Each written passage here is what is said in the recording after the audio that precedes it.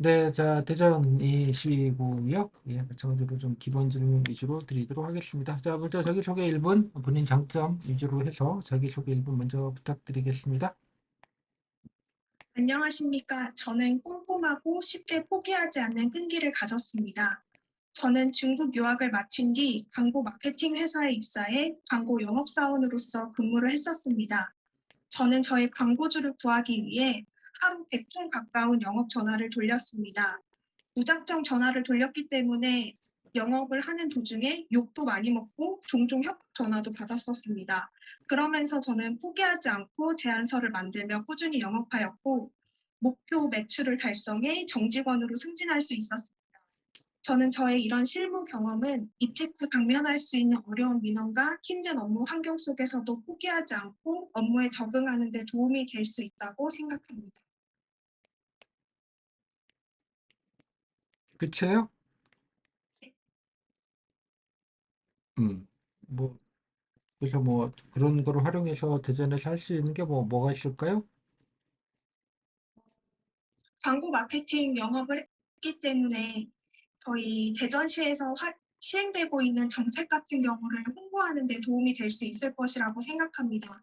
대부분 오프라인 홍보 외에도 온라인 마케팅을 통해 홍보를 하고 있는 것으로 알고 있는데 음, 제가 근무했던 업무도 SNS, 유튜브, 다음 네이버 등 온라인 마케팅을 주된 업무를 하던 곳이었습니다. 음.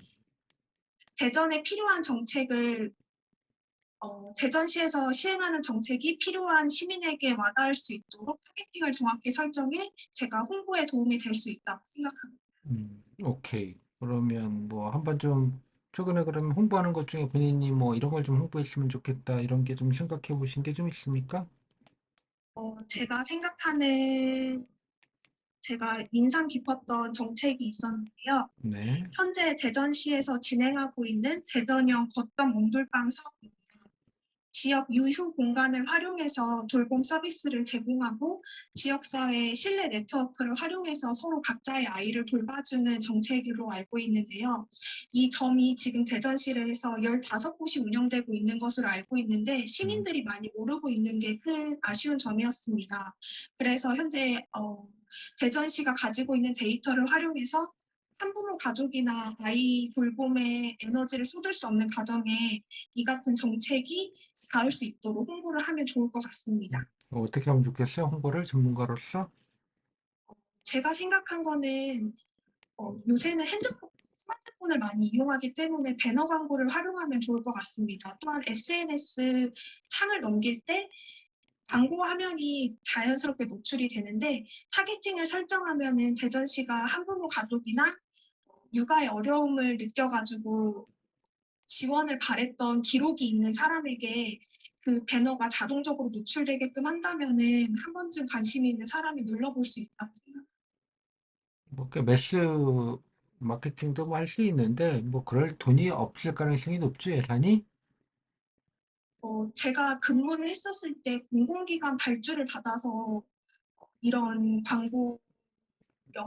광고를 한 적이 있습니다. 네. 생각보다 많은 예산이 필요하진 않고 발주 받아서 어느 정도 예산인지 정확하게 모르지만 많은 돈이 들어가진 않는 것으로 알고 있습니다. 뭐, 다른 좀 타겟팅된 홍보하시는 방안은 없을까요? 뭐, 스마트폰 뭐, 배너 같은 거 말고도? 제가 생각하는 거는 유튜브 광고도 요새 많이 하는 걸로 알고 있는데 유튜브 광고는 스킵을 하면은 돈이 나가지 않기 때문에 그 점에서도 지자체가 재정을 줄이면서 광고를 할 수 있지 않을까? 개인적인 의견입니다. 네, 좋습니다. 대전시 시정부는 뭔지는 아시는지요? 시정 브랜드는요? 어, 인류 경제도시 대전 뭐 어때요? 좀 보니까 좀 어떻습니까? 마음에 좀 들어요, 본인은? 아주 굉장히 지역 주민으로서 마음에 들기는 하지만 한 가지 아쉬운 점은 대전은 생산 도시로서의 경쟁력이 약하다는 점이 조금 아쉽습니다. 대전에 본사가 위치한 굵직한 대기업이 적기 때문에 다양한 일자리 재원이 적다고 생각합니다. 이 점이 경제도시 인류라는 걸 슬로건으로 내밀기에는 약간 아쉬운 점이 있다고 생각합니다. 네. 자, 일단 공무원 지원 하셨으니까, 예, 공무원 되셨으면 이제 민간하고 여러 가지 좀 근무하셨을 때랑 여러 가지 면에서 당연히 다를 텐데요. 본인 생각할 때 사기업에서 근무하셨던 거랑 공무원으로서 근무했을 때 어떤 점이 가장 큰 차이점이라고 생각하시는지 혹은 차이점이어야 된다고 생각하시는지요? 제가 학부 시절 2번의 인턴 경험과 사기업 근무 경험을 했었을 때는 매출로 제 가치가 평가되는 효율성 가치에 중점을 뒀던 것 같습니다. 하지만 공직자로서는 효율성 외에도 책임성이나 공정성이라는 가치를 같이 가져가야 된다고 생각합니다. 네. 공무원으로서 그럼 중요하게 생각하시는 뭐 자세, 가치, 덕목, 뭐 본인은 뭐라고 생각을 하십니까? 제가 생각하는 공무원이 가져야 되는 중요한 덕목 중에 하나는 품위 유지의 의무라고 생각합니다. 네. 국민의 수용자로서 직책을 수행해 나가기에 적합한 인물이어야 한다는 의무로 알고 있는데 최근에 대전시에서 퇴직한 공무원이 음주운전 가해자로 지목된 사례가 있었습니다. 이 점이 현직자일 때는 물론 퇴직자 공무원들도 공무원의 품위에 손상이 되지 않게끔 노력을 해야 된다고 생각합니다. 자, 뭐 본인이 뭐 그 공무원 되셨을 때 나름대로 뭐 장점을 앞에서 저기저기 또 들었던 것 같고요. 반대로 좀 뭐 부족하다고 생각하시는 점, 단점은 뭐가 있을까요?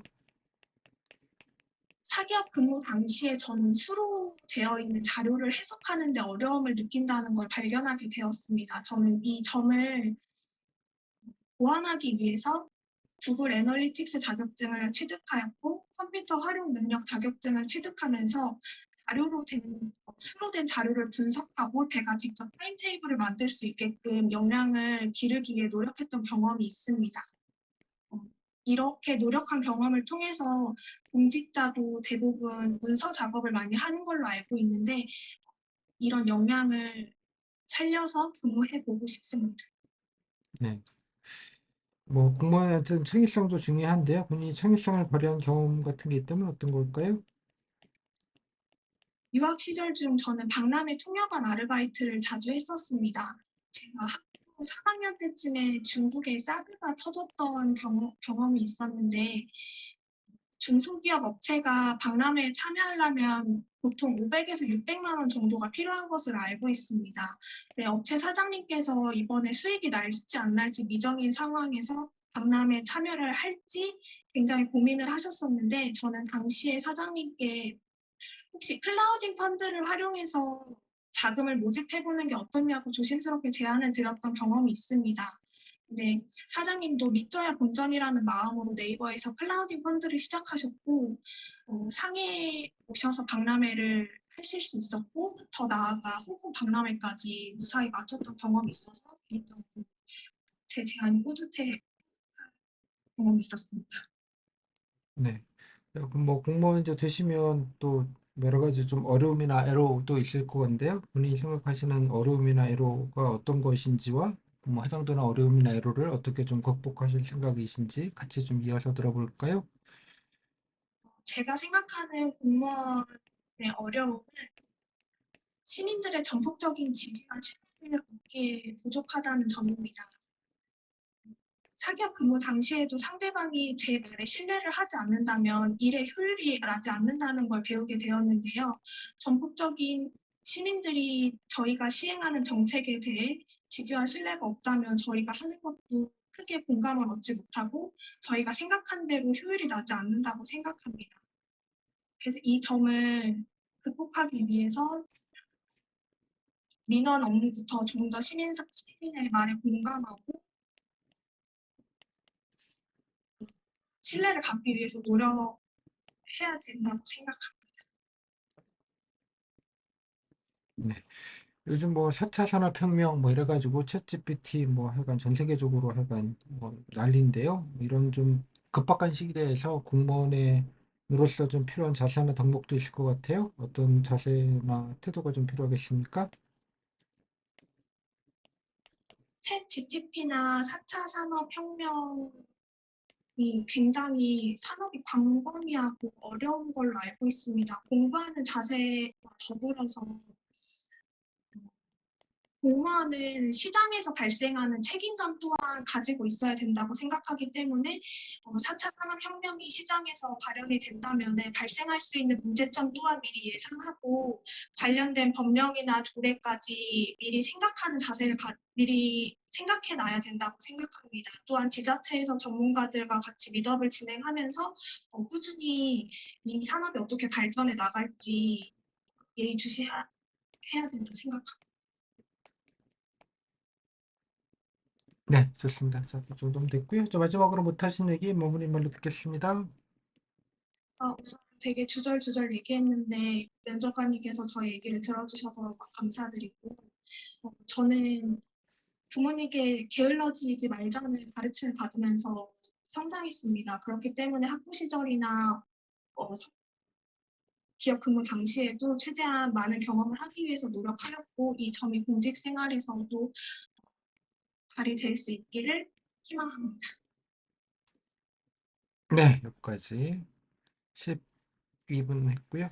수감은요? 생각지도 못한 처음 받아본 질문이 굉장히 많고 준비만 굉장히 많다니 지금 딱 기본 질문들만 드리고 있는데 무슨 그런 섭섭한 얘기를 하십니까? 한 번도 받아보지 못한 질문이어가지고 너무 당황스러웠어요. 아니 뭘 받아보지 못한 질문이 뭐가 있지? 제가 그 경력에 대해서 많이 준비를 못했던 것 같아요. 경력 사항에 대해서. 아니 뭐 그걸 본인이 살리 잘하셨으니까 뭐 해봤으니까 활용할 바가 뭐 하면 좋겠냐 물어보는 건 뭐 너무 당연한 거 아닌가요? 물론 이제 대전에서 꼭 그렇게 물을 생각이 별로 없는 데이기는 하지만 준비는 해야죠. 준비해 적었던 것 같습니다. 그래도 뭐 준비하지 못하고 치고는 잘 돌려 막으셨는데 그죠? 예, 돈 좀 들 텐데요. 그랬더니 아이 돈 안 든다고 얘기하시면 안 되지 사람아. 딴 거 좀 없겠니? 이런 얘기인데 그걸 또 타박을 하고 그래요. 어? 본인이 돈 얼마 안 든다는 기준은 얼마야? 어?